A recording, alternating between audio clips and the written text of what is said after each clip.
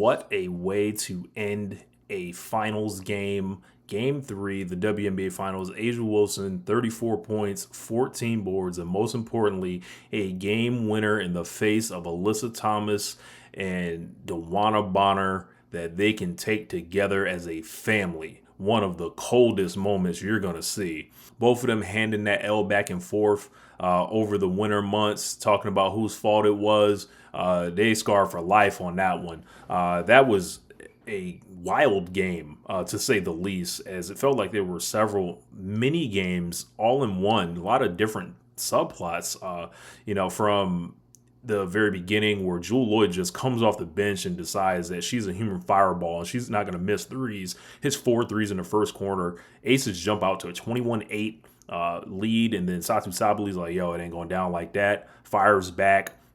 Satu ends up getting injured and seemingly like possibly a neck injury. We don't have that confirmed as of the recording of this video, but I would be highly surprised if she returned the way they carried her off in the fourth quarter. She did not return. For me, it kind of reminded me of the Michael Irvin neck injury, except that it wasn't on the ground. It was on someone's leg. Totally fluky, unlucky kind of play. Perhaps Kathy Engelbert will actually send her a text and see if she's okay. Doubt that. But this is a wild game, man. A'ja Wilson, 34 and 14. Let's start with her. All-time game for her. I think this is going to be one of the first games that you talk about when you talk about the legacy and history of A'ja Wilson. She just was abusing whoever was on her, and DeWanna Bonner got a lot of that coverage throughout the game. And A'ja did shoot a lot of free throws. That's just kind of how it is with A'ja Wilson. There's going to be a couple of phantom calls that you got to kind of live with. But even, removing that, she just was, zoned in from the beginning. You don't drop 34 in a finals game with a game winner for it to be like picked apart at every turn. I think it was a really great performance from her, and it just showed that she has this level of determination to just mow through the entire front line. Alyssa Thomas wasn't gonna, stop her. DeWanna Bonner wasn't gonna stop her. I thought Bonner did. She had mixed results on it. I thought the length bothered A'ja a little bit, but she figured it out throughout the game. We had a lot. It was a game of runs. It felt like, for me, the difference between these teams tonight and through the series, even and it's a really close series. This was a 2-point game at the end of the day, but this was an Aces dominated game. This felt like the Aces, going up by 10 points or so, 12 points, and then the Mercury using last gasp to keep it close. You thought they might have folded, before the half, whatever. They went down 13 into the locker room, and then that third quarter was just dominant again for the Aces, and they stiff-armed them. And then it seemed like Kalia Copper wasn't really getting much attention offensively from Phoenix, but then she woke up after the Sabali departure to where she dropped, I want to say, 11 points inside of 2 minutes or so. There was a great tweet I saw that basically Kalia Copper decided to turn the T-Mac, and then they made the game close out of nowhere. It seemed like the Aces were trying to give it up, but I think the team that has displayed that they are finding new and incredible ways to lose the game are Phoenix. I think Phoenix has an issue to where they were all standing around kind of looking at each other like, who's going to make a move now, amongst, their whole team.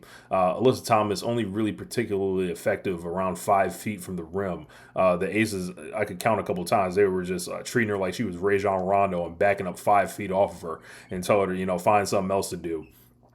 She had nearly a triple-double, but there was a lot of complaining, a lot of, getting burnt on defense, a lot of, crying for the calls with the refs, and that stuff, especially when you're down 0-2, it just comes through even more as an act of desperation, in my opinion. I think that Bonner played all those extended minutes, and she gave them perhaps the best game that she's played this year. Really weird to watch from my eyes. She did not do that in Indiana for damn sure. And I was looking at it, and you look at her stats on paper and I'm like, wow, the stats are really good. 25 and 10. The shooting splits are pretty incredible. But there were a couple, she had 5 fouls too. And some of those fouls were key plays that, perhaps, if they go the other way, we're talking about a 2-1 instead of a 3-0. But I think far too much of this game was going through Thomas and Bonner. This should have been a Kalia Copper game.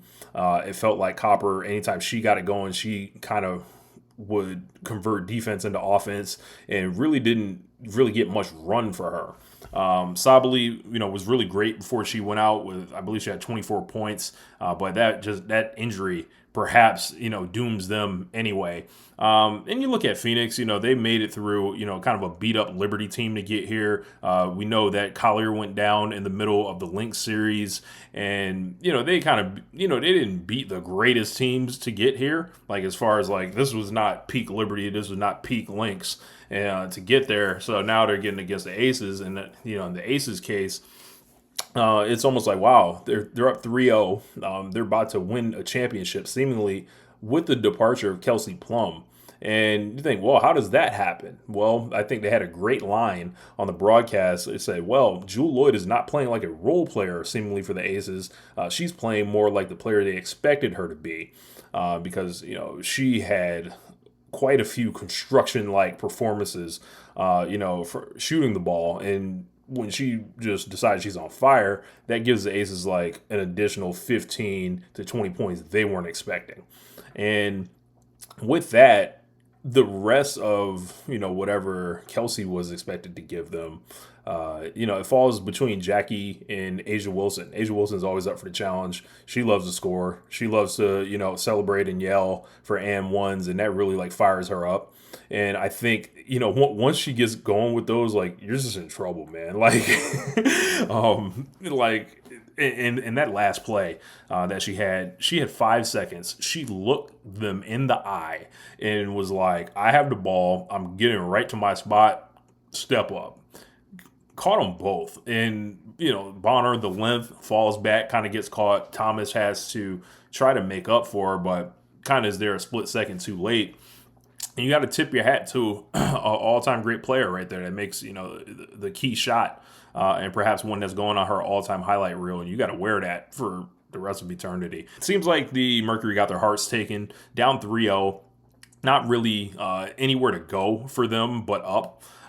They could pack it in. They could fold it up. Cancun is close to Arizona. They could, start making reservations, beach trips, get the drinks ready, go away and get ready for next year if there is one. But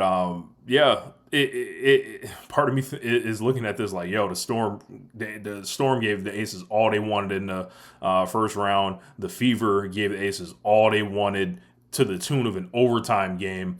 And the championship seems like it was actually last round. Like, the Fever and the Aces was the actual championship. And the Mercury just find creative ways to play themselves into losses. Showed heart that I didn't think they, were necessarily going to. Midway through the third quarter, it felt like a coronation game kind of for the Aces. And then, that big swing for Copper really showed that, oh man, they had a chance to steal it, and Jackie Young was just at the end of the games. I don't know, Jackie Young sometimes she wants to give it up. It seems like, but they were able to pull through, and all they got to do is close the deal out on Friday. I'm expecting the sweep. I'm gonna save the broom for whenever I talk about it. I would bring the prop out, but we're gonna have some decorum and all that. We're gonna chill here, and for me, this comes down to an experienced group that's been there versus this team that's kind of just been put together this year, and perhaps they got a longer road. And I think you got to ask maybe some meta questions about Alyssa Thomas being your best player, making all the decisions seemingly on offense, and how effective is she truly if she's not a threat beyond 5 feet? Should she have the ball that much? But it's like you got to kind of use her for the dribble handoffs and, let her get those assists and stuff like that to justify her having the ball that much. But, man, if I got Satu Sabali out there and I got Kalia Copper, I kind of want them with the ball. They might have like an issue where they have the wrong offense kind of, and they would perhaps be better served with trying to trade at least one of these players to try to, get some more help in the backcourt. I know they got that rookie out there, but it's like Alyssa Thomas almost makes a actual point guard on this roster meaningless. Just put another shooter out there. So either way, the Aces go up 3-0. Great game for A'ja Wilson. And you can just look at this box score, and the Mercury outscored them by 15 points in the fourth quarter to try to get, a last gasp here.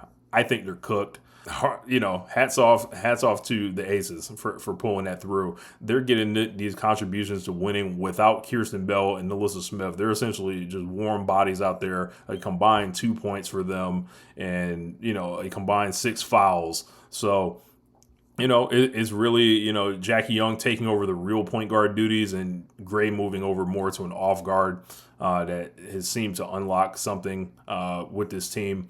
And they go and try to win this joint on Friday, and this will be one that if you're an Aces fan, that you probably are very, very proud of, and you try to win as many of these before like some of these other dynasties like get rolling to try to challenge you. You held the Fever off this year, perhaps the Fever challenging a little bit slightly too early to challenge. Of course, with all those injuries this year, I think the next coming years will present much more of a challenge for the Aces. But we'll talk about that the day it comes.